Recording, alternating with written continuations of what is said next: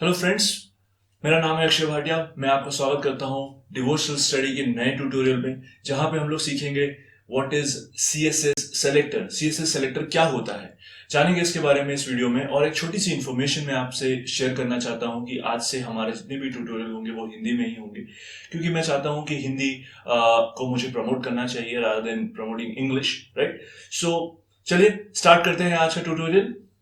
Hello friends, this is Akshay. आज हम लोग पढ़ने वाले हैं सीएसएस सेलेक्टर। जानेंगे इस ट्यूटोरियल में क्या होता है सीएसएस सेलेक्टर और कैसे हम यूज कर सकते हैं सीएसएस सेलेक्टर को। हम लोग इसके बारे में एग्जांपल्स भी देखेंगे।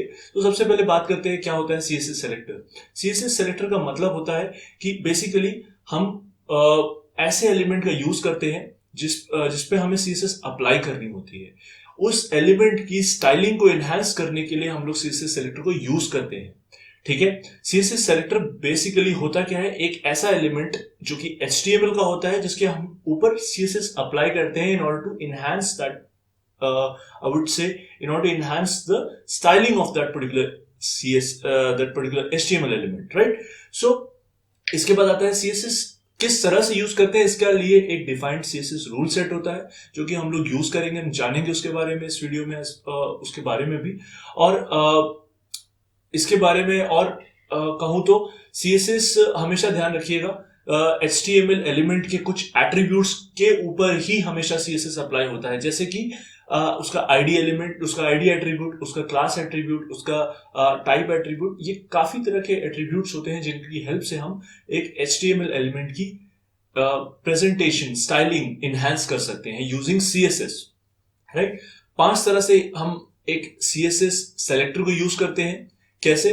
पहला आता है हमारा सीएसएस एलिमेंट सेलेक्टर, दूसरा आता है सीएसएस आईडी सेलेक्टर, तीसरा आता है सीएसएस क्लास सेलेक्टर, चौथा आता है सीएसएस यूनिवर्सल सेलेक्टर और लास्ट आता है सीएसएस ग्रुप सेलेक्टर। तो जानते हैं एक एक के बारे में और इसके ऊपर एग्जांपल भी हम लोग पढ़ने वाले हैं। तो सबसे पहले बात करते हैं सीएसएस एलिमेंट सेलेक्टर के बारे में। सीएसएस एलिमेंट का सेलेक्टर का एग्जांपल हमने लास्ट क्लास में भी देखा था। जिस तरह से मैंने एक एलिमेंट को, एक HTML एलिमेंट को यूज किया था उसकी स्टाइलिंग को एनहांस करने के लिए, उसकी प्री डिफाइंड स्टाइलिंग को कस्टमाइज करने के लिए, सेम उसी तरह से हम इसमें भी यूज करने वाले हैं। लास्ट ट्यूटोरियल में अगर आपको याद हो तो मैंने एक H1 टैग यूज किया था जिसमें कि हमने एक सीएसएस अप्लाई करी थी और नॉर्मली उसको हमने रन किया था उस कोड को। ठीक है।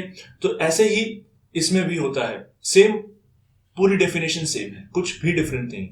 दूसरा आता है सीएसएस आईडी सेलेक्टर। यहां हमें थोड़ा फोकस करने की जरूरत है क्योंकि ये बहुत ज्यादा इंपॉर्टेंट सीएसएस सेलेक्टर है जो कि हम सबसे ज्यादा यूज करने वाले हैं अपने पूरे ट्यूटोरियल में। जैसे कि आईडी की बात करें, आईडी का मतलब होता है आइडेंटिटी, राइट। ये क्यों यूज करना है, हमें क्यों इसकी जरूरत है, उसको सबसे पहले एक एग्जाम्पल के थ्रू जानेंगे। जैसे कि सपोज मेरे पास एक क्लास है जिसमें 10 बच्चे पढ़ते हैं। उन 10 बच्चों को अगर मुझे अगर यूनिकली आइडेंटिफाई करना है तो मैं उनको एक ऐसा एट्रीब्यूट दूंगा जिसकी वजह से मैं उनको इक्वली या यूनिकली आइडेंटिफाई कर सकूं। वो एट्रीब्यूट हो सकता है एक रोल नंबर। सेम उसी तरह से अगर मेरे पास एक HTML पेज है जिसमें मैंने एक से ज्यादा ऐसे टैग्स यूज करे हैं जो सेम है, यानी कि अगर मैंने 2 H1 टैग यूज करे और दोनों के बीच में मुझे यूनिकली उनको आइडेंटिफाई करना है तो उसके लिए मुझे एक आईडी एट्रीब्यूट देना पड़ेगा जिससे कि मैं समझ जाऊं कि हाँ, ये पर्टिकुलर एट्रीब्यूट, ये पर्टिकुलर H1 टैग उस पर्टिकुलर एट्रीब्यूट का है। ठीक है। तो ये बेसिकली कंफ्यूजन दूर करने के लिए है और इससे हमारी सीएसएस को एक बहुत मजबूती मिलती है, एक बहुत स्ट्रेंथ मिलती है एक अच्छी तरह से। ठीक है।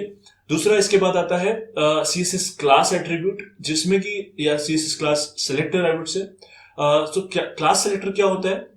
सपोज मेरे पास कुछ ऐसे बच्चे हैं जिनको मैं एक ग्रुप में डालना चाहता हूं, एक क्लास में डालना चाहता हूं, उनको सेम सब्जेक्ट में पढ़ना है। सपोज अगर मैं एक ट्यूशन चलाता हूं, ठीक है, एग्जाम्पल है ये इसका। अगर मैं एक ट्यूशन चलाता हूं जिसमें कि कुछ मेरे पास 5 बच्चे हैं जिसमें 5 में से 3 फिजिक्स पढ़ना चाहते हैं, 5 में से 2 साइंस या केमिस्ट्री पढ़ना चाहते हैं, तो मैं उन 5 में से 3 बच्चों को फिजिक्स की क्लास में डालूंगा और 5 में से 2 बच्चों को केमिस्ट्री की क्लास में डालूंगा। तो ये जो क्लास होती है यही हमारा एट्रीब्यूट बन जाता है in terms of HTML and CSS। कैसे? अगर हमें कुछ 2 एलिमेंट ऐसे हैं जिनके हम ऊपर हमें सेम CSS अप्लाई करनी है बट वो दोनों अलग अलग HTML एलिमेंट है, तो उसके लिए हम लोग क्लास एट्रीब्यूट का यूज करेंगे। ठीक है, इसको हम लोग डॉट या पीरियड कैरेक्टर से भी डिफाइन करते हैं। और मैंने आपको आईडी के बारे में नहीं बताया, आईडी के लिए हम लोग हैश कैरेक्टर यूज करते हैं। ठीक है, इसके बाद आता है CSS universal character, universal selector, sorry for that. Selector, universal selector क्या होता है, जब हमें एक पूरे पेज में, एक पूरे एचटीएमएल पेज में हर एलिमेंट के ऊपर सेम अगर हम चाहें तो सीएसएस अप्लाई कर सकते हैं, एस्ट्रिक, जिसको हम लोग यूज करेंगे in order to define universal selector in CSS. Alright, last आता है हमारे पास ग्रुप सेलेक्टर। ग्रुप सेलेक्टर क्या करता है, ये कह सकते हो कि ये सिमिलर होता है क्लास सेलेक्टर की तरह, लेकिन ये सिमिलर नहीं होता, क्योंकि ग्रुप सेलेक्टर में हम लोग क्या करते हैं, कुछ ऐसे एचटीएमएल टैग को पिक करते हैं जिसके ऊपर हमें सेम सीएसएस अप्लाई करनी है, तो उनको हम एक ग्रुप में डालते हैं। उन ग्रुपिंग को के ऊपर हम एक डिक्लेरेशन ब्लॉक एक डिफाइन करते हैं, जिसमें हम लोग उसको एक अच्छी तरह से सीएसएस दे सकते हैं। मतलब बेसिकली कहने का मतलब ये है कि 3 या 3 से ज्यादा या 2 या 2 से ज्यादा का ऐसा ग्रुप जिसको हम एक जैसी सीएसएस देना चाहते हैं, तो उसके लिए हम लोग सीएसएस ग्रुप सेलेक्टर का यूज करते हैं। आइए जानते हैं इसके बारे में, और इसके बारे में और जानने के लिए मुझे अपने कंप्यूटर में जाना पड़ेगा। तो चलिए चलते हैं और प्रैक्टिकल करते हैं। तो फ्रेंड्स, जैसा कि आप लोग देख सकते हैं कि ये सेम एग्जांपल है जो हमने लास्ट क्लास में किया था। सो सबसे पहले हमारे पास आता है सीएसएस एलिमेंट सेलेक्टर, जिसके ऊपर हम लोग एग्जांपल देखेंगे। तो CSS element selector basically last class में भी, जैसे मैं बता रहा हूँ आपको, मैंने लास्ट क्लास में भी आपको सेम एग्जांपल बताया था, जहाँ पे हमने h1 टैग यूज किया था, और h1 टैग के एलिमेंट को हमने एज अ सेलेक्टर यूज करके उसके ऊपर सीएसएस अप्लाई करी थी। जल्दी से देखते हैं इस कोड को रन करने पे क्या हमारे पास आउटपुट आता है। तो मैं इसको जल्दी से रन करूंगा और आप देख सकते हैं। ओके, मैंने उसको सेव नहीं किया, सॉरी। सो सेव करते हैं।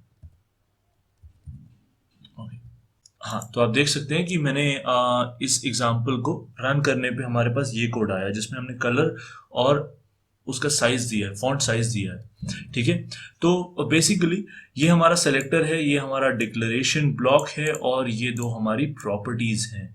ठीक है, यही हमारा बेसिक सिंटेक्स होता है सीएसएस का। इसके बाद जो हमारे पास एग्जांपल आता है वो सीएसएस आईडी सेलेक्टर का होता है। चलिए देखते हैं आईडी कैसे यूज करेंगे। तो मैं सेम एक h1 टैग और ले लेता हूं। ठीक है, तो जैसे मैंने बताया, आईडी टैग हमेशा यूज करते हैं हम यूनिकली आइडेंटिफाई करने के लिए किसी भी एलिमेंट को। अब जैसे यहाँ पे दो h1 टैग हैं जो कि सेम एलिमेंट है, अब इन दोनों में डिफरेंशिएट करने के लिए मुझे आईडी सेलेक्टर का यूज करना पड़ेगा, जहां पे मैं इसको नाम दूंगा हेडिंग। ठीक है, हेडिंग मैंने इसको टैग का नाम दिया। और हमेशा ध्यान रखना, जब भी हम लोग एक आईडी सेलेक्टर यूज करते हैं तो हमेशा हम लोग हैश कीवर्ड यूज करते हैं, और उसके साथ हम हेडिंग यूज करेंगे, जो कि हमारा सेम आईडी होगा एक h1 टैग के लिए। अब एक ये यूनिकली आइडेंटिफाई हो गया। अब हमने जो सीएसएस अप्लाई करी है वो हेडिंग एट्रीब्यूट के ऊपर अप्लाई, हेडिंग जो कि आईडी एट्रीब्यूट है उसके ऊपर अप्लाई की, यानी कि इस वाले लाइन के ऊपर हमारा, इस वाले हेडिंग टैग के ऊपर हमारा कोड अप्लाई होगा। तो रन करते हैं इसको और देखते हैं क्या होता है।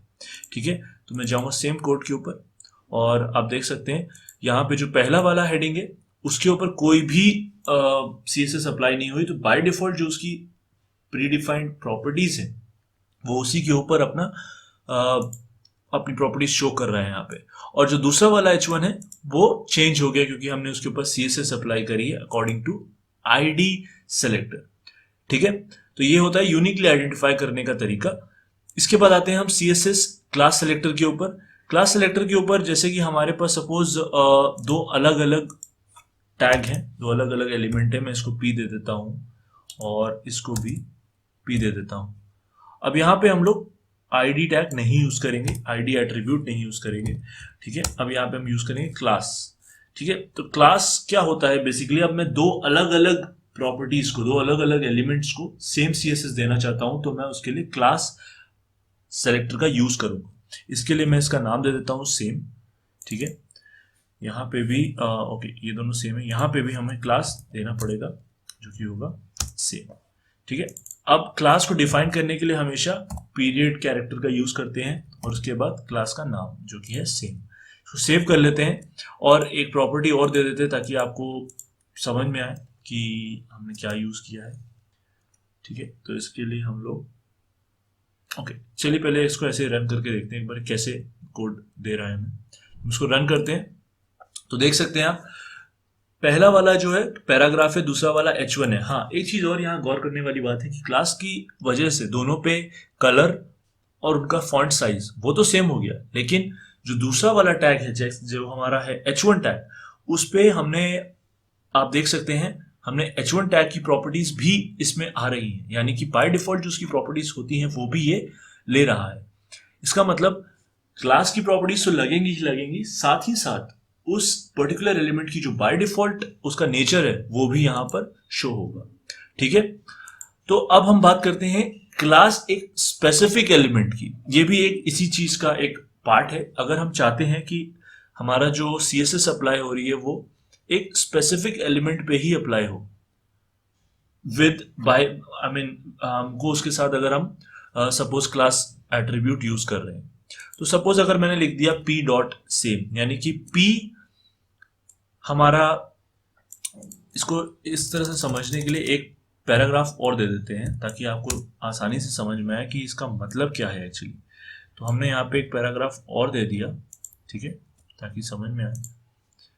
अब हमारे पास दो पैराग्राफ है, एक H1 है जिसमें कि हमारे पास दो क्लास हमने दो अलग अलग टैग पे लगा रखी है, और पैराग्राफ जो पहला वाला है उस पर हमने कोई भी क्लास नहीं दी। होना क्या चाहिए कि इन दोनों पे क्लास अप्लाई होनी चाहिए और आई मीन CSS अप्लाई होनी चाहिए, और इस पे नहीं होनी चाहिए। सेव करते हैं और देखते हैं क्या होता है। तो पहले पे नहीं हो रही, दूसरे पे हो रही, और तीसरे पे भी नहीं हो रही। क्यों? क्योंकि हमने CSS अप्लाई करी पैराग्राफ पे जिसकी क्लास सेम है। तो इस दोनों में से दो पैराग्राफ है, लेकिन क्लास सेम किसके पास है? इसके पास है। तो CSS किस पे अप्लाई हुई? सेकंड वाले पे, ना कि फर्स्ट वाले पे। ये होता है class with a specific element. Okay, class for a specific element. इसके बाद आते हैं यूनिवर्सल सेलेक्टर के ऊपर, जो कि डिफाइन होता है स्टार से। और यूनिवर्सल सेलेक्टर का काम यही होता है कि अगर हम चाहते हैं अपने पूरे कोड में, चाहे कितने भी एलिमेंट्स दे रखे हो, लेकिन सब पे हम सेम CSS अप्लाई करना चाहते हैं, तो उसके लिए हम लोग स्टार कीवर्ड का, स्टार एलिमेंट का यूज, स्टार सेलेक्टर का यूज करेंगे, यूनिवर्सल सेलेक्टर का यूज करेंगे। ठीक है, तो मैंने यहाँ पे क्या किया, स्टार के ऊपर दो प्रॉपर्टी दी और नॉर्मल हमने 3 टैग दे दिए। देखते हैं क्या होता है इसको रन करने पे। तो रन किया हमने, देखते हैं आप देख सकते हैं कि इस पे तीनों पे CSS अप्लाई हो रही है। ठीक है, तो यानी कि स्टार का मतलब सब पे हमारे पास CSS अप्लाई हो रही है, एप्लीकेबल है, यानी कि यूनिवर्सल स्टार हो गया, यूनिवर्सल आपका सेलेक्टर हो गया। इसके बाद आते हैं लास्ट हमारे सेलेक्टर के ऊपर, जो था ग्रुप सेलेक्टर। अब ग्रुप सेलेक्टर क्या होता है, उसके लिए मुझे यहाँ पे 2-3 टैग और देने पड़ेंगे अलग अलग, ताकि आपको मैं अच्छे से समझा पाऊं। टाइम वेस्ट ना करते हुए मैं जल्दी जल्दी इसके ऊपर पेस्ट कर रहा हूं। अब यहाँ पे एक H3 टैग दे रहा हूं। तो आप देख सकते हैं कि मेरे पास ऑलमोस्ट 2 पैराग्राफ टैग हैं, एक H1, एक H2, एक H3। तो यानी कि 5 टैग हैं, जिसमें से 4 टैग अलग हैं। तो अब मैं 3 का ग्रुप बनाना चाहता हूं कि किन्हीं 3 पे, किसी भी 3 पर्टिकुलर टैग के ऊपर मैं ये 2 प्रॉपर्टी अप्लाई करना चाहता हूँ, किसी पर्टिकुलर 2 या 3 एलिमेंट्स के ऊपर मैं अप्लाई करता हूँ। मैं उसके लिए ग्रुप बनाऊंगा, H2 का, H3 का और पैराग्राफ का। मैं बस इन्हीं 3 पे CSS अप्लाई करना चाहता हूँ। लेट्स सी क्या होता है। रीलोड करते हैं तो आप देख सकते हैं पहला टैग हमारा है, दिखा देता हूं, पहला H2। तो H2 पे हमने अप्लाई करा, H3 पे दूसरे पे भी होना चाहिए, और तीसरे पे, अब तीसरा कौन सा तीसरा? दोनों पैराग्राफ पे होगा, क्योंकि पैराग्राफ पे हमने अप्लाई किया। ठीक है, तो ये फर्क होता है ग्रुप बनाने का, और क्लास में हमें क्लास देनी पड़ती है। यहाँ क्लास हम दे नहीं रहे, हम डायरेक्टली हमने ग्रुप बना के CSS अप्लाई कर दी। तो that is the difference basically, right. तो यही थे हमारे एग्जाम्पल्स, 5 एग्जाम्पल्स जो मैंने आपको दिखाए। आई होप आपको समझ में आया होगा। Thanks for watching guys, I hope you like this video. अगर आपको सच में ये वीडियो पसंद आया, कुछ आपको जानकारी मिली है क्या होता था CSS सेलेक्टर, और आपने सच में कुछ सीखा है इस वीडियो से, सो प्लीज लाइक करना ना भूले, सब्सक्राइब करना ना भूले, और शेयर करना ना भूले। बिकॉज अगर आप शेयर करेंगे तो आप और लोगों को भी इस चीज से जोड़ेंगे, और वो भी काफी कुछ सीखेंगे इस ट्यूटोरियल से। सो मैं आपको मिलता हूँ सीएसएस की अगली क्लास में, जहां पे हम लोग काफी कुछ और सीखने वाले हैं, जैसे कि सीएसएस को अप्लाई कैसे करना है, कितनी तरह से अप्लाई कर सकते हैं। ठीक है, तो मिलता हूँ आपसे नए ट्यूटोरियल में।